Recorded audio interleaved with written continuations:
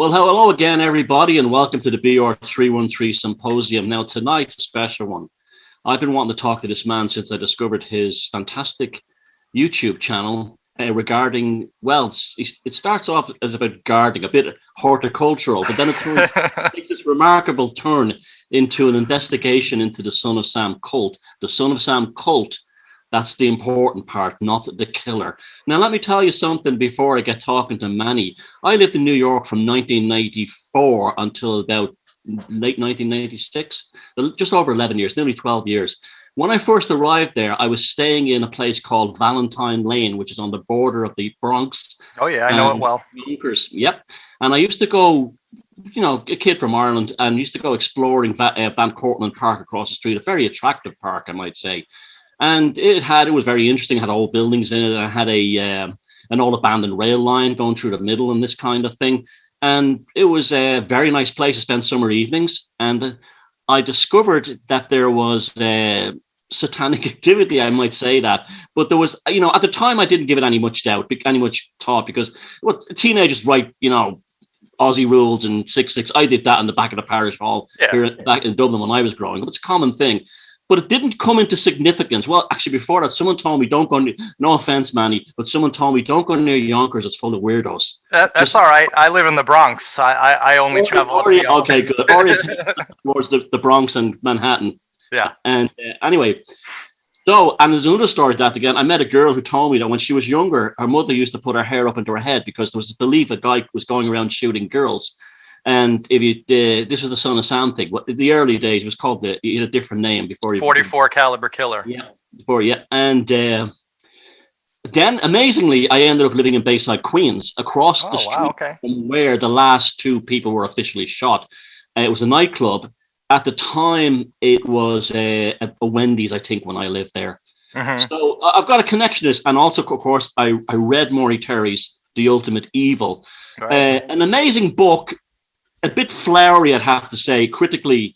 That could be an editorial thing. Sometimes it's overwritten. It kind of expands the story a bit too much for me. Mm-hmm. And I don't know, you probably feel the same. But he nailed it perfectly when he said Berkowitz was not a lone gunman working alone, and there was some kind of devil-worshipping cult involved. Yeah, absolutely. Manny, Grossman, thanks for coming on the show. You're very welcome. How a horticulturist from this Bronx gardener became, well, the new Columbo on YouTube. Well, Son of Sam was actually always a big interest for me. And of course, thank you, Thomas and Jason, for having me on today. I appreciate it. So I'm a lot older than I look. Okay. I'm pushing 50 years old. So I go back to the Son of Sam case back to the early 90s when I was in college. And I was hanging out with my friend.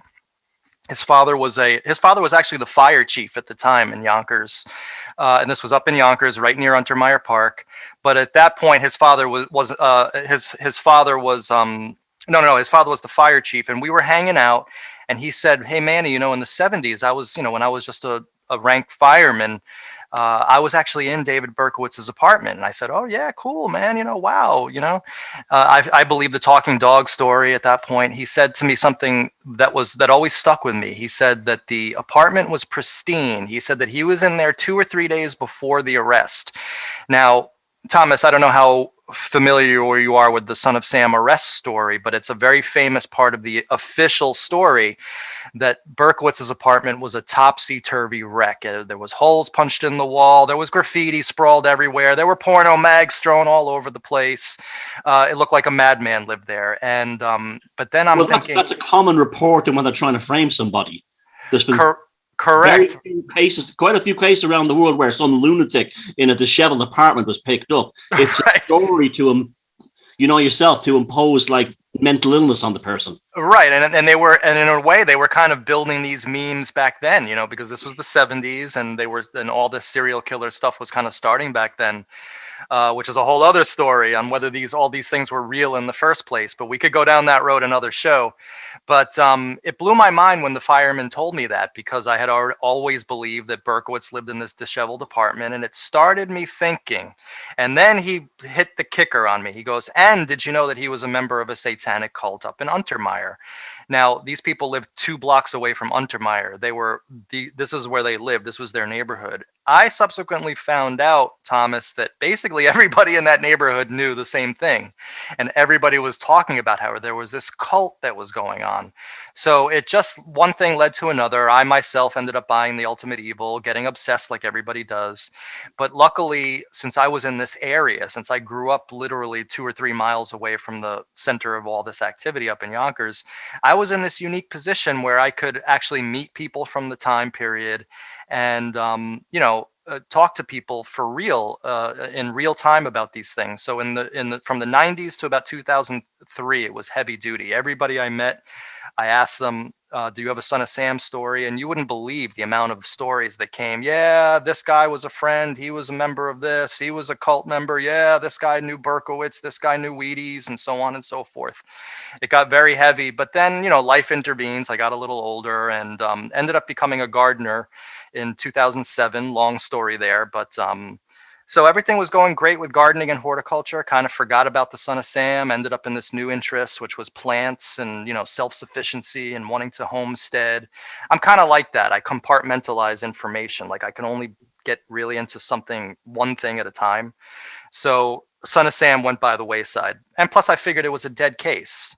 Maury Terry was not speaking to anybody as far as I knew. I tried to get in touch with him several times. I was told, Manny, what do you want to do that for? The guy's living in an attic apartment. He's sick. He's a recluse. He doesn't want to speak to anybody. So it never happened. So I just moved on. Long story short, the pandemic came, the great hoax of 2020. And I was immediately fired from all of my clients because I didn't want to wear a mask. I was landscaping and gardening outdoors in the fresh air, far away from anybody, as if that even mattered in the first place. But all these Karens in this New York City, which is like unbelievably fascistic left wing, I got fired from every job. And then all of a sudden I had this great career teaching at New York Botanical Garden, and all of a sudden all the students started becoming Karens, and no matter what I said, I had to answer for it for the administration. It didn't matter. I said Bill Gates is the biggest landowner in the United States, which is just objectively true. I had to answer for that. Finally, I just ended up getting fired. They couldn't handle it. So I'm sitting here, my income is down 90%. I'm shell shocked. I turned to YouTube and I realized, wow, there's a bunch of people out there just walking around and talking, and it's kind of fascinating. I got heavily into Jeff Berwick, the dollar vigilante, and then I got heavily into Jason Goodman of Crowdsource the Truth. And both those guys made me realize that this is a powerful medium, just to take a camera out without any editing, without any fancy graphics, music, any of that cut stop motion editing that people do where every 2 seconds it's a new cut, and right? It's just people dig just sitting on a couch watching a dude or a woman walk around and talk. So I figured, all right, I don't have anything to do. I'm underemployed. Son of Sam started coming back into my head for some strange reason. So I said, let me take the skills that I've learned in public speaking and videography and editing in this inspiration, and let me just go out and do a Son of Sam video, which is what I did. And I thought 10 people would watch it. That video is up to now almost 23,000 views. It's not viral exactly, but it's shockingly good for my gardening videos were getting like 10 views, 30 views. So I realized, all right, I'm on to something here. And I just kept on doing video after video, and it was like what I call the low-hanging fruit. I was essentially telling the story of the ultimate evil. And after about 3 or 4 videos, I started getting hooked up with Maury Terry's old investigative team. Certain people in that group took a liking to my videos, took a liking to me personally, embraced what I was doing, and started sharing a lot of information. So the video quality started getting better and better. And subsequently, it's been drawing much more of an audience. And it's snowballing on itself. Now that the video series exists, now people are watching who hear stories, and they're like, that happened to me too in that neighborhood. Whoa, that was the molester that molested me. Whoa, Manny's talking about the guy the rapist who almost raped me in the basement. So it's really become a very amazing experience in crowdsourcing information on a dead case, and we're bringing the case back alive. We're picking up from where Maury left off, Maury Terry, and that's for sure. Yeah, you definitely got a knack for it, especially the outdoor, the travelogue kind of scenes. They're really intense in a very good way. Thank you. You can bring people right into that neighborhood, into the park, into even the woodlands around Dan Cortlandt Park where you were taking that castle place. It was a particularly great one, that was. Well, that was, I'm sorry, can I, Thomas, let me just interject there. Well, that was my big intention. That's why I wanted to interject. That I wanted, one of the things I always found a little frustrating with The Ultimate Evil, even though I lived not 10 minutes away from where it all took place up in Yonkers, and not only did I live 30 minutes away from Bayside, Queens, and from Flushing and Floral Park and Bensonhurst, I had never seen these areas except for Yonkers. So I didn't have in my mind's eye from reading that book a good idea as to where all this was happening. And that was really my main intention in doing all this. I never dreamed that I was going to investigate and that I was going to break new ground and that I was going to introduce these new characters that I had never even heard of. So yeah, the original thing was just mainly to put images to words. Yeah, and the thing of you going to Bayside and stuff, I think you put a kind of a special charge almost on the Triborough Bridge. The Triborough Bridge is almost like a scene in this story now that's been taken on a life of its own, the connecting the Queens and then down into Brooklyn and so on. Correct. There's something about that, right? That island there, a city, whatever it's called, with the stadium and the bridge, but.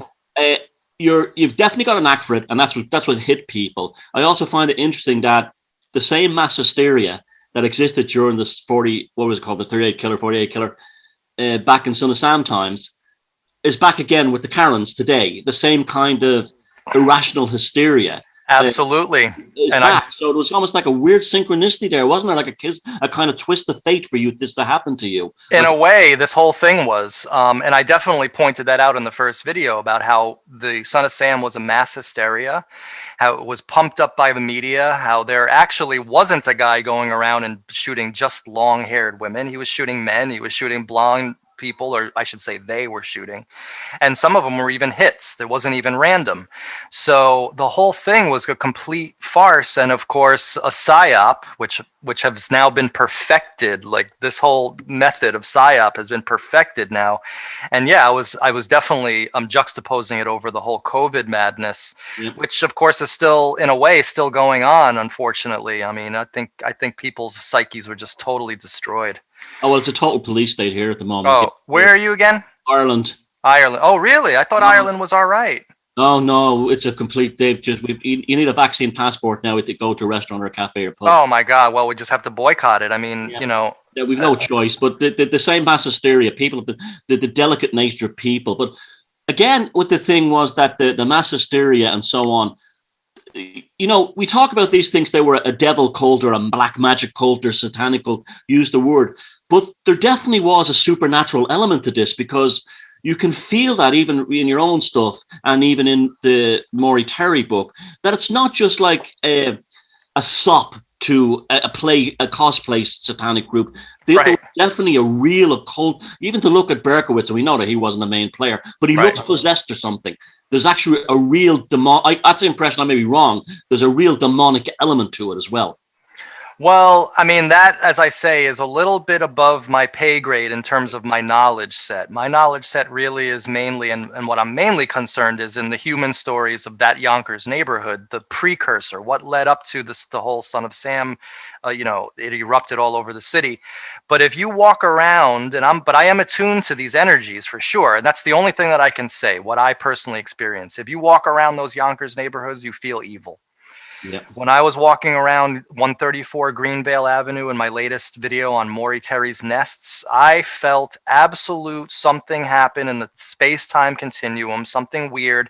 And as I was telling you guys before the show, I had a contact call me up this morning and tell me that when he was a teenager, this is about 50 years ago now, he walked by the same plot of land that was abandoned back then, and he had the same experience of like this strange, eerie vibe taking over. So yeah, I feel like Yonkers, that area is almost like something out of a Stephen King movie, like It, where the town is possessed in a way, and certainly back in the 50s and 60s. The way he describes the Marsden House in Salem's Lot, the evil place attracts evil people. Right, yeah. Right.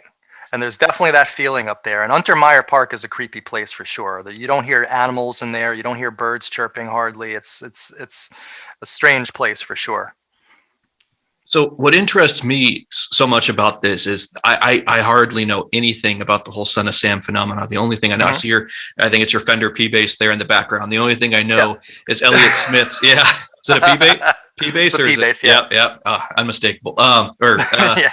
The only thing I know about Son of Sam really is Elliott Smith's song, Son of Sam. That's to the extent, great song, by the way. But coming into this, the one thing that's just stands out to me intuitively off of my page of notes here is there's definitely this, MKUltra kind of vibe from it. Oh, to me, there's always this connection between MKUltra being more than just a dark ops thing within the government, that it does have something demonic about it, something otherworldly. And this whole thing, I wondered, you talked about 134 Greenvale and that area. If you've gone out at all with any kind of device to measure electromagnetic radiation or anything, because we were talking to someone recently. Yeah, I have not. Because we had a recent guest, David Oman, who lives where the Tate murders were, next door to it. And there's a naturally occurring geomagnetic anomaly underneath that land there that, in my humble opinion that I'm putting together, there's got to be something, just like with the Philadelphia experiment. They bombarded those sailors with a tremendous amount of DC electromagnetic radiation. And if that's coming naturally out of the ground there by David Oman's house, right where that murder occurred, there's some kind of otherworldly two-way or maybe one-way portal. And I would be interested in coming out there to New York with the camera, with these meters and stuff, and see, hey, where you're getting the willies, see, does that correspond to the same place? I'm definitely interested in that if you ever want to hook it up. And I'm totally open to all of that. We were talking earlier about my Forbidden Archaeology video that I did briefly on. I only did one. I plan on doing more on the stone chambers in New York. But I remember standing on a particular stone up in a place called Peach Lake, New York. And it was a private tour of lithic sites, and I was with a group called Nira, where just a bunch of dweebs that go out and do that stuff. We look at rock formations in the woods, right? I'm the youngest member at 50 years old.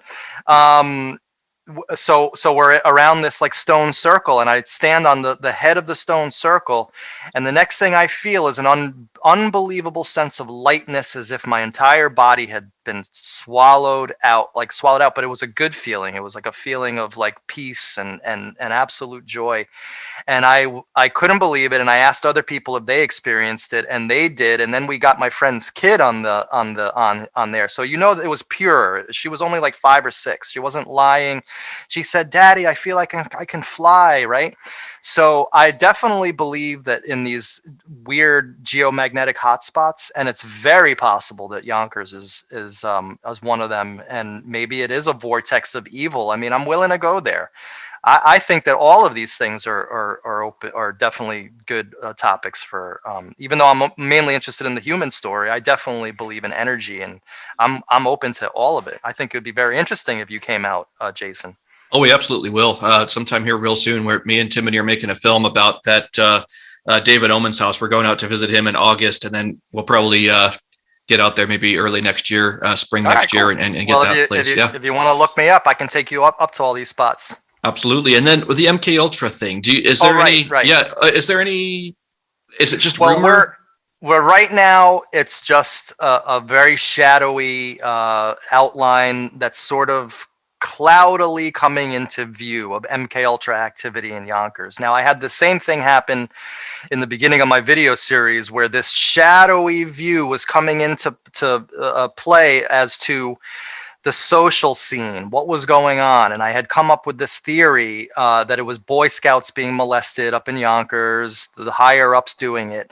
That has proven to since be true. We have uncovered all sorts of stories about that. So MKUltra is just as shadowy now, but you never know. We have singled in on one particular doctor who's very interesting, and we're doing this crowdsource method of trying to come up with some truth of Son of Sam. I don't consider this my case, and I want everyone to get involved in the world. Everybody brings their talents to the table.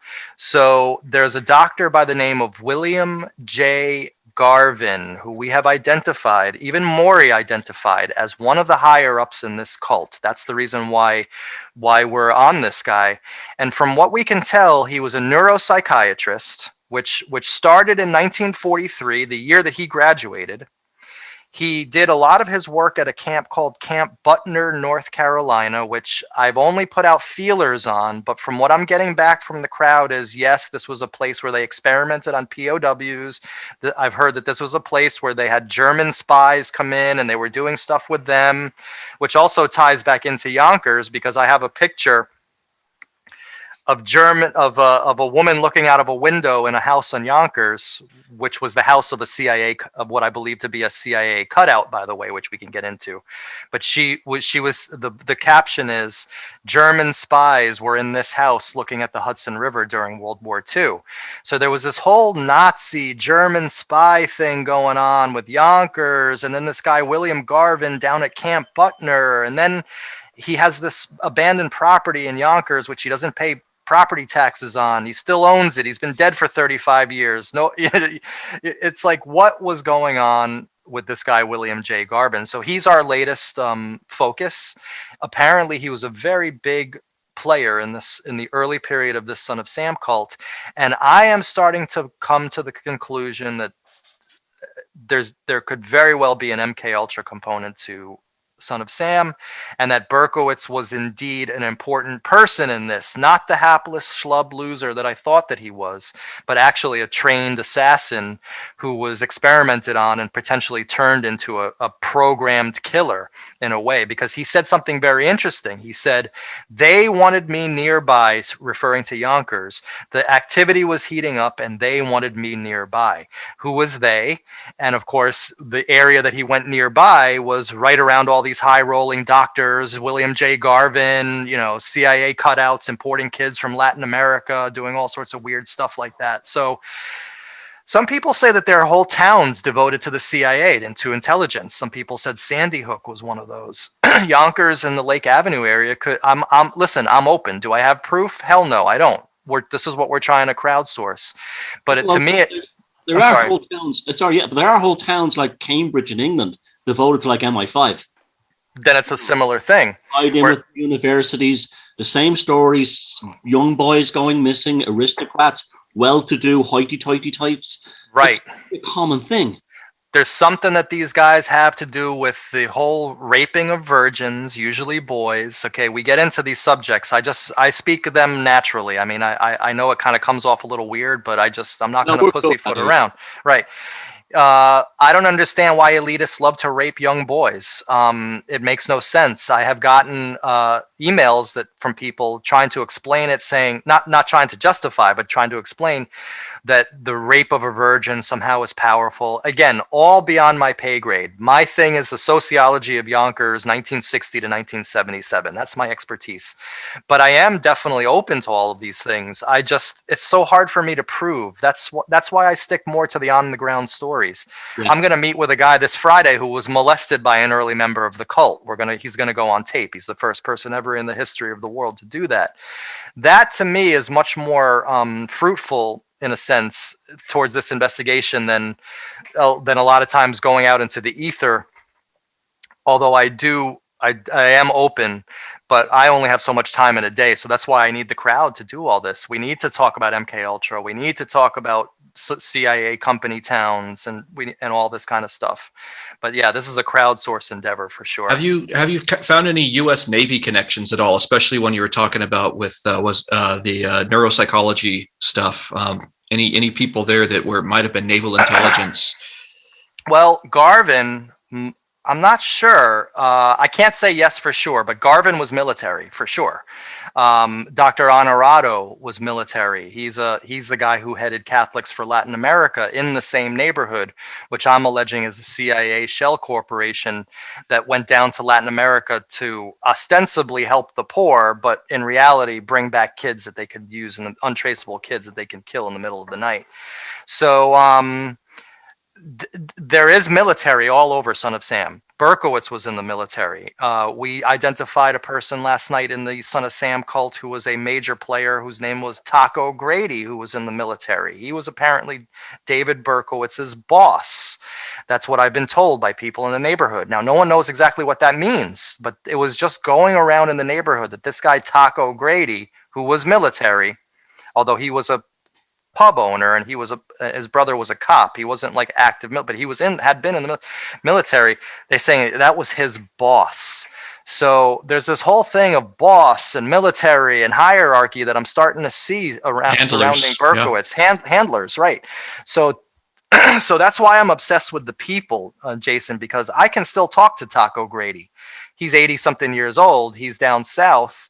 I have a person with him who's in the room with him right now, a friend of mine and a contact who's a friend of his. I can maybe speak to him. To me, that's much more fruitful than, like, you know, a lot of times, and Jason and I from my show last night were talking about this. A lot of times true crime is a coffee clutch. It's Yenta sitting around having a gossip fest, you know, talking about. I haven't heard that term Yenta since I lived in New York. But you know, we're actually interested in making this case go forward. So that's why I sometimes am a little brash and bold with where I go with my language. But love it. You know, I'm not interested in coffee clutches. Manny, tell us about the localized infrastructure within Yonkers. You mentioned certain houses, clubs, and pubs where the kind of, I know the aristocrats, they do it at the end, but they don't get their hands dirty. They send out their little foot soldiers. Was there a similar kind of network in Yonkers where sort of like the local drunks or junkies were recruited to do this kind of? Absolutely. And in fact, John Wheaties Carr, son of Sam Carr, son of Francis Carr, brother of Michael Vale Baron Dekarnowski Carr, brother of Wheat Carr, John Wheaties Carr, the famous son of Sam, was, I believe, one of these people. Now, the structure. Again, it's all shadowy, but what's forming in my mind right now and in the investigation is these nests that Maury Terry talks about probably about 10 to 12 really higher up people, maybe less, 6 to 8. Doctors, judges, lawyers, politicians. These are the ones who are like getting their buddies, and they're going down to Untermeyer Park in the middle of the night and raping 12-year-old boys. So the issue is, of course, how do they find these boys? Well, that's where people like John Wheaties Carr come in. John Wheaties Carr, for some reason, and we're not quite sure why, but John Wheaties Carr, from the age of, 12 years old, 13 years old, starting in about 1960, he was recruiting kids for this cult. He brought down the famous brother John Paul Ranieri down to Untermeyer Park. He brought down several other people to Untermeyer Park, where quite a few of them were used in these rituals, and of course their lives were destroyed after that. So it seems to me what's happening is, for some reason, you had the doctors, then you had like kids like John Carr. For some reason, they were associated with these people. Now, John Carr's family was related by marriage to Dr. Robert Honorado, who we think was one of these high up people. And of course, Dr. Honorado, his practice was right across the street from Dr. Garvin. So we think that somehow or other, the Carr family was more important than they're portraying. Frances Carr, the mother, was a Marine corporal. How common was that in 1945 to have a female Marine corporal? So yeah, that's the picture forming. This group of higher ups who were using trusted kids as liaisons to bring the young kids into the park. And probably what they did was they just said to the kids, "Hey, we're having a party. You want to go to a party? It's going to be fun. We're going to be some girls there. And then they all would be given drinks, and then they were drugged, and then they were used in these horrific rituals in the park. And totally plausible, because I'm sure I've had those experiences in my life where I met some guys or some guy in a pub or something, in a bar somewhere, and he said, "Oh, some friends in some part of town I don't know." Right. And then you have this kind of feeling, no, do not go with this bastard. Yeah, totally. We've all had that, like especially when we're in the early 20s, late teens. Right. Well, these kids were young. These kids were 12 and 13 years old, so they were even more naive. Yeah. Some of them were 15, maybe 16. Now, this is one thing. Okay, we have these sort of like pseudo-American aristocrats and really running the show. Good way to put it. Foot soldiers of people they use. What to get young boys for these horrible things? Where do the shooting of people in Bayside and right come into? The question is how did it go from one place to another? And that's actually a really great question, which brings me into the whole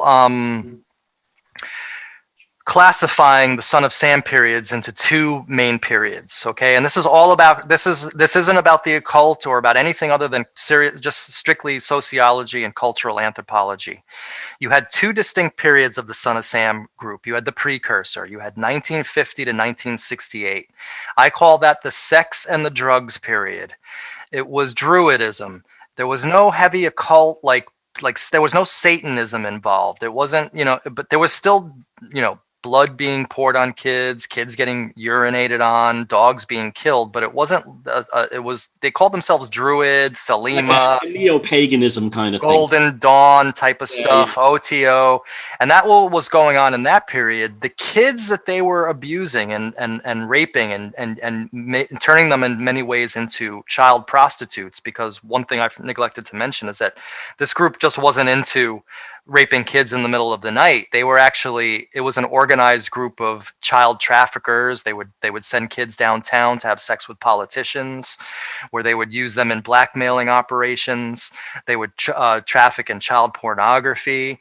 So the sex and the drugs period were these kids that later became the 22 disciples of hell.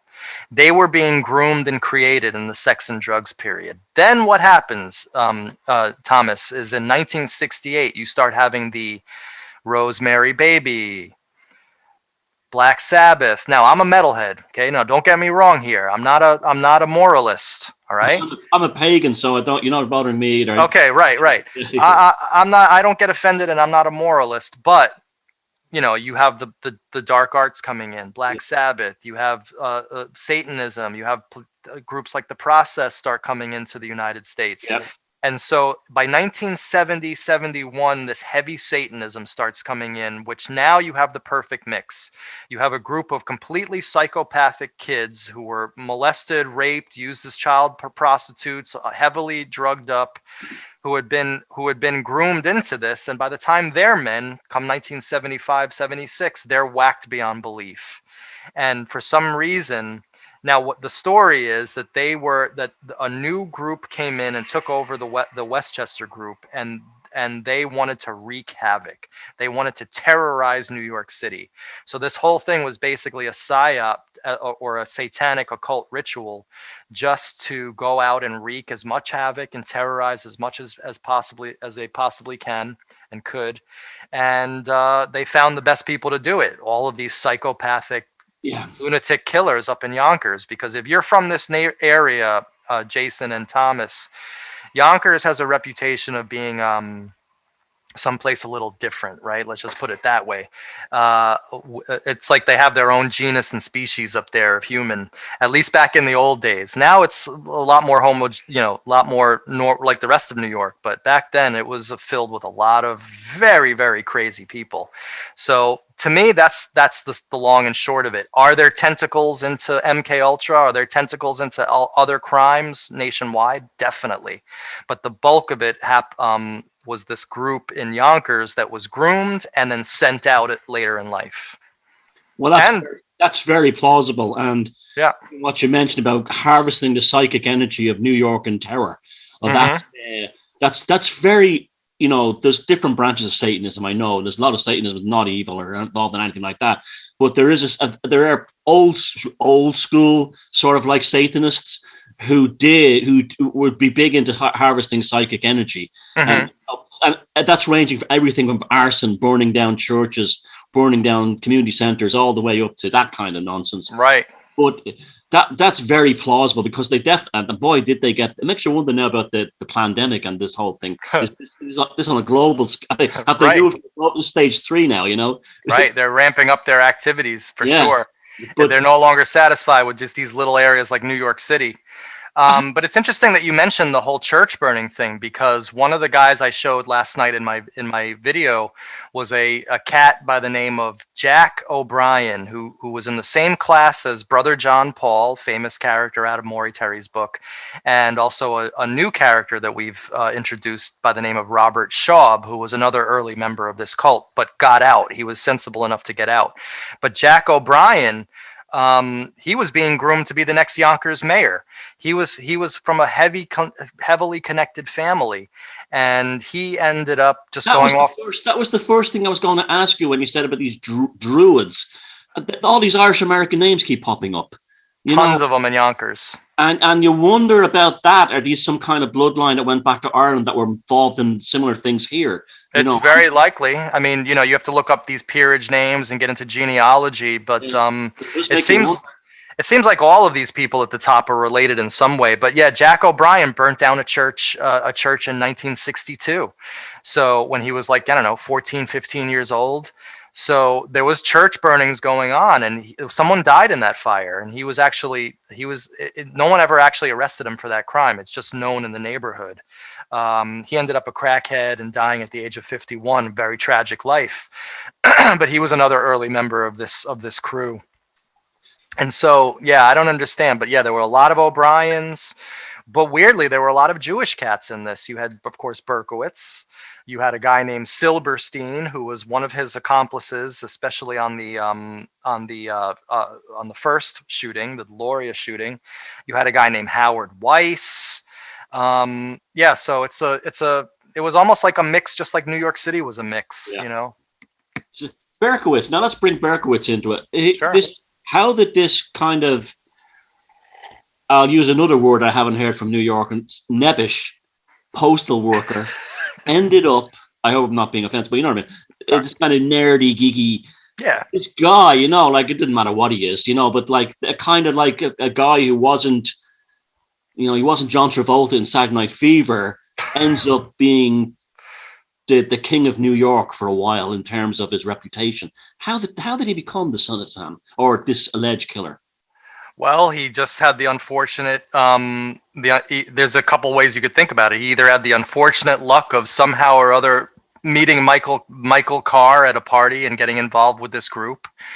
Or if you go back into the history, you realize that he might have actually met these people way earlier, because he had a friend who was, the Carrs and Berkowitz had a mutual friend back in the 60s. Or he could have been a programmed assassin, with one of these Project Phoenix and Operation and Project Monarch and MKUltra stuff. That was because he was in the military. He did go in, a very straight shooter, very clean, and he came out addicted to LSD, drugs, and so. So that's the $1 million question. And the first of all is, how did he get involved in the first place? But he said that by the time Son of Sam was about to begin, that he was ordered, in a sense, to move to that area of Yonkers. They wanted him nearby. The center of activity was ramping up, and he said they wanted him nearby. So then the question then is, who's they? But Berkowitz was in fact actually a social butterfly. A lot of people think he was like an incel, like one of the first incels. But he actually was a social butterfly. He was very talkative. He had a lot of friends. He had a lot of contacts, and so that's another myth about him. So yeah, Berkowitz, I want to interview Berkowitz because I'm not satisfied with any of the answers I get on this guy. So I want to go up and see him for myself and see what's up. That would be something. That would be amazing, wouldn't it? Speaking of the post office thing, this may be a wild, weird tangent. That's all right. When I was in New York, every post office I visited was a miserable place with dark energy in it. And everyone behind the counter seemed to be very unhappy. And there was always this expression of going postal, meaning somebody lost their mind. Mm-hmm. Could it be possible there was also the post office, being a federal institution, also plays a part in this MKUltra thing, in finding people or whatever? I don't know. I think that the military would probably be a much better avenue for finding that, because that's where the rubber meets the road. You know whether someone's a killer, whether they're not a killer. You know whether someone's a psychopath or not a psychopath. Where the post office comes in the Son of Sam story is actually much more mundane, Thomas. I hate to say it, but it's a little bit more mundane. It was a place where they would traffic guns. That's how you had key people who worked in post offices, and they would send guns to each other, and that's one of the ways that guns were trafficked into Yonkers. He's not the only postal worker that's associated with the Son of Sam. There's another person who unfortunately has to remain nameless, but I have newspaper articles of this person getting busted for gun running. In fact, was arrested by the husband of Wheat Carr. All there's so many connections up in Yonkers. Like, these people it was like one big incestuous thing going on up there in a weird way. And it's so interesting what you said too about the military being kind of a recruiting area for these, Project Phoenix, the Project Monarch people, because like when I served, I was in the military for 7 years. I was in two separate branches. I was in the Army and the Marine Corps. And it always surprised me how many truly broken people there were that enlisted, because, there's no draft right now. Right. And the people that enlist in the military, the ones that I served with, a lot of them, childhood abuse, trauma, not just, everyday people wanting to go join the military for a few years to get like tuition assistance or something, where there were a few people here and there that used it for the GI Bill and all of that. Most of the people were doing it to were joining to run away from something, or, it was either that or prison kind of thing. Right. And throughout my time in the military, I saw some weird things that just don't make sense as far as, the way things are supposed to go with chain of command, and then the way things actually happen, and people kind of being isolated off into certain groups. But something we'll have to talk about off air sometime. But okay. Well, I mean, the only thing I have to go by is a friend of mine who joined the military. He wasn't one, like you say, he was a broken person. He was extremely intelligent, and he had a hell of a lot of potential, but for some reason he just could never hold a job. He was going down drugs and alcohol.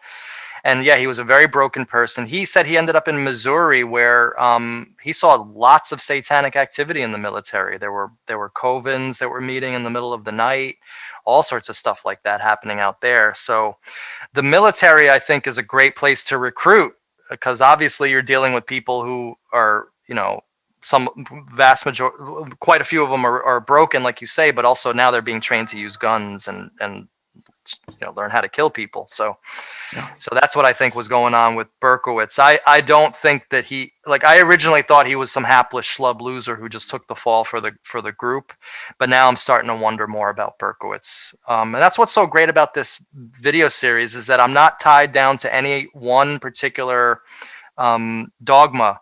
In terms of Son of Sam, I'm willing to go to where the evidence goes, like almost like a pinball, and the audience is having a great time going along with me, I think. Yeah, and it's a very active community. Yes, really, it's quite remarkable after all this time. It just goes to show the psychic shock it's left across generations. Speaking of which, you've interviewed some of that. I know some of the victims are still alive to this day. Have these people been? We all know they'd always be suffering from some kind of post-traumatic stress of being shot. Right. But has it affected them on a spiritual or a deeper level? Well, the only person who I know, who I've actually met, who has gone out publicly, of course, is Carl Denaro, who was shot in the second Son of Sam shooting. And his shooting was the most frustrating because, first of all, it happened before the invention of Son of Sam. They didn't invent Son of Sam, the whole notion of a single 44 caliber killer, until like 6-7 months into the whole thing. He was shot just a couple months into the whole thing. So there were no witnesses. he doesn't know what happened, and that has been for sure, in addition to, of course, the physical trauma, and I would imagine the PTSD, but it's just the frustration of not knowing who the hell shot this guy, and that's what motivates a lot of his actions in terms of the investigation. Now he has a full life outside of this. He doesn't spend his entire every waking moment on Son of Sam, but yes, you can clearly see when hanging around Carl that his thing is he wants to know who shot him, for crying out loud. Like, that's his thing. Definitely. I saw that in the interview you did. There was certain points you were talking to him while you were, I think you were in somewhere in Flushing, and you could see a kind of a shadow come over the man for a second, and you could see it was almost like a guy who'd been in active military service. The same kind of sense of loss almost. Right. Well, it's interesting that you say that. I certainly didn't notice it, and I consider myself a fairly intuitive person. But I must say that when I'm sitting there with the camera, I'm concerned with so much technical stuff that sometimes that stuff goes over my head. And and you were admiring the flowers around Queens. Very nice gardens around there. Yeah, super nice. But yeah, Carl, unfortunately, was victimized not only by the so-called Son of Sam, he was also victimized by the New York City Police Department, who refused to investigate. And I don't want to go into it too much because he's not here and he might get a little angry at me for saying this, but I believe in a sense that he was also victimized slightly, ever so slightly, by Maury Terry, who kept him in the dark. Who wouldn't share a lot of information that he had with Carl. And Carl was purportedly one of his best friends. And that's what's so interesting. If you read Carl's book, he gets into it with about his relationship with Maury. And it was complex, and it made me really think about like the kind of man Maury was. And that's what led me to start wondering about his work. Like, was he on the level? Was he potentially a limited hangout, or somebody put in there, inserted by the system to like put a lid on most of the story and only let a little bit out? Yeah. See, I'm willing to go there in my mind. A lot of Son of Sam people aren't, and that's what's caused, like, I do get a lot of hate from certain quarters in Son of Sam. Maury Terry has a kind of a godlike status among many people. Correct. What I find about Maury Terry is, and his sad demise story reminds me of Sid Barrett or something. Like the way he wasted away. It was a very strange ending for the guy. Well, he was not in great shape physically. Maury Terry was a heavy smoker and a heavy drinker. I mean, you could just see the congestive heart failure. Like, he was walking congestive heart failure. But he literally spent probably every waking moment of his life. I don't know how he made money, honestly. But I have been privy to certain things behind the scenes that I can't get into. But, I've spoken to Josh Zeman, who has seen Maury's work, his life work. And Josh has told me that this guy spent his entire life on this case. That's all he did. And it definitely killed him, in my opinion, early because of the stress. Like, he just couldn't get anybody to care. First and foremost, I think that was his biggest thing. I think his second biggest mistake was not embracing the internet. He was around in 2013. We could have had this crowdsourcing back then. There were stabilizer cameras. We could have done walk and talks. All this stuff could have been brought up back then. But Maury was a very secretive person who felt that the case belonged to him, and if he wasn't going to solve it, that nobody else would. And I take a lot of offense to that personally. As much as I revere Maury Terry, I personally am offended by that, because to me, the truth of what happened is more important than some cult of personality.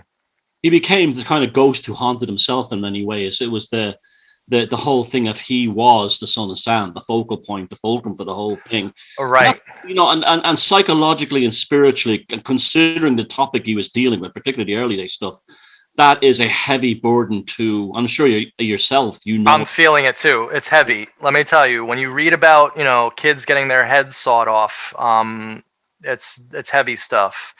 But I'm a kind of I have like this personality. It's just, I don't know what's up with me. Like, I tend to be fairly psychically protected against it. I can see the humor in a lot of things, which I think contributes. Very right. which I think does contribute to the success of this series. People are emailing me saying, is it wrong to laugh when you talk about, you know, like initiation rituals? Is it wrong to laugh about, like, when you talk about crimes and all? And I'm like, no, it's not wrong. It's okay. We're all just trying to have a good time. We're trying to find out the truth, and we're not trying to, like, you know, be so serious that we all give ourselves heart attacks. Also, gallows humor is very I agree. healthy. That's why it's used in combat situations and everything. It's right. It actually is. It's probably what Maury Terry didn't have. He probably. I think that you're probably right. I mean, he was a joker. He liked to play word games and do riddles. But yeah, I think he took this more seriously than let's just say I'm taking it. Even though I take it seriously, I'm able to laugh at it all, which I don't think he was able to do. But then again, I didn't know him, so I can't say for sure. Plus, you have your other interests, your hobbies, flowers. You've got other things. Your psychic scope is much bigger. That's always. Yes. I would actually say to people watching the show, if you're going down these paths, don't lose. No. The old thing of like going down the rabbit hole so much that your arse blocks out the sun. Keep yourself grounded always. Totally. I've seen many a person destroyed because they become like evangelical almost about it. It's not good. It's not good. I went down that road for 1 week in this entire, and I've only been doing this for a couple months, but for 1 week when I originally did a video called A Requiem for Karen Wallstrom. Now, for your viewers who aren't familiar with my work, Karen Wallstrom was a teacher from Sacred Heart High School in Yonkers, the school that I say is the breeding ground for the 22 Disciples of Hell. This happened in 1965. She was found dead in Van Cortlandt Park. And Maury gives her one paragraph in The Ultimate Evil, and he doesn't even name her.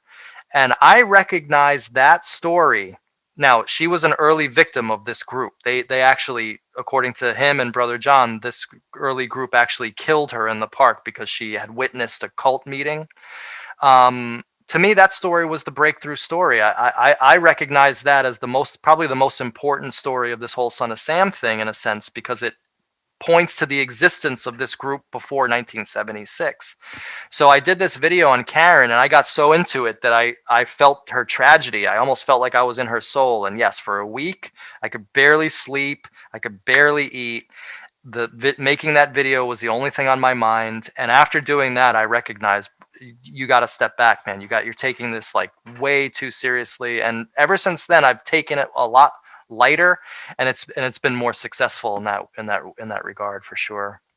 The 22 Disciples of Hell, there's got to be a lot of them still alive, granted in their late 60s, 70s to 80s, but there are only two, Thomas. So that's how so a deathbed confession is more or less gone. More or less. We identified the last two last night in my show. I named one of them, Taco Grady. He's down south. He's now hanging out with a contact of mine who was actually one of Maury Terry's contacts. So all these guys from Yonkers, they still all hang out with each other.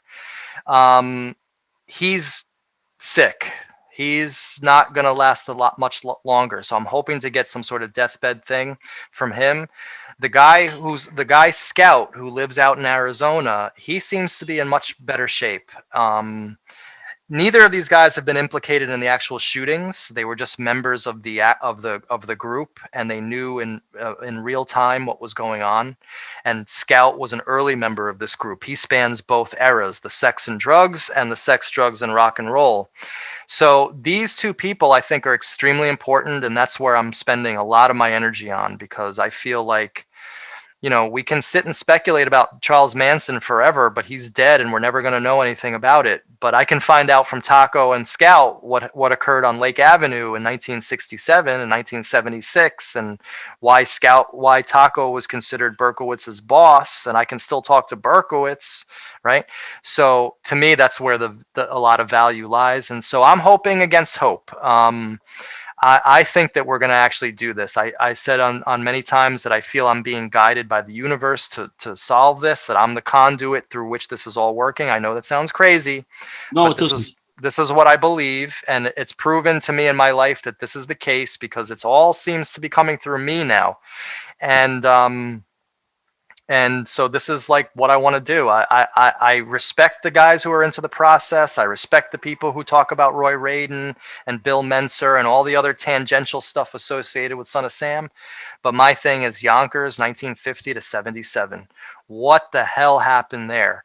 What was there MKUltra going on? Who are these doctors? Who are these judges, lawyers, politicians? What was happening in the gay bars? What was happening with child prostitution that I could find out about? Those are things that we can still find out things about.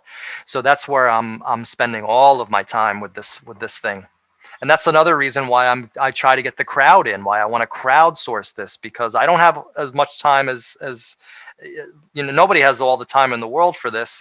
And if I can concentrate on one thing and know that I have an army of people all over the world who can do genealogical research and find out about Camp Butner, North Carolina, it makes it a lot easier. And it's really seems to be working. This crowdsourcing method that I stole off of Jason Goodman has proven to be integral in getting out a lot of new information on Son of Sam. Yep. Jason, do you have anything to add before we wrap this up? This hour just flew.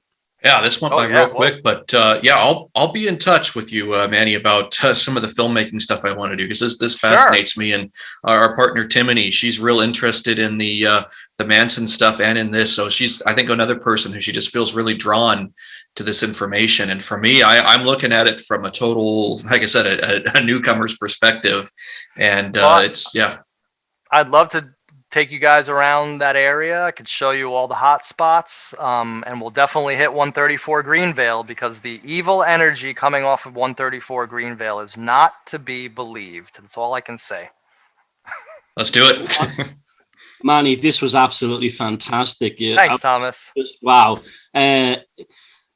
I'll put your website up and your your YouTube channel. Look, subscribe to the man's YouTube channel. And another thing, if any of you have gardens, I've loads of followers and friends in New York area. Thank you. This man, give him some work doing your gardening, and you'll get you'll get fantastic conversation during your coffee break, whatever. Yeah. Well, his website will be there. So give him an email if your roses need pruning or whatever. Thank you, Thomas. I could definitely use the work. That's for sure. Yeah. Thanks very much, Manny, and many more strings to your bow, both in your investigation and in your other life. Thank you very much. Thank you. We'll have you back. Definitely. Thank you very much for having me, guys.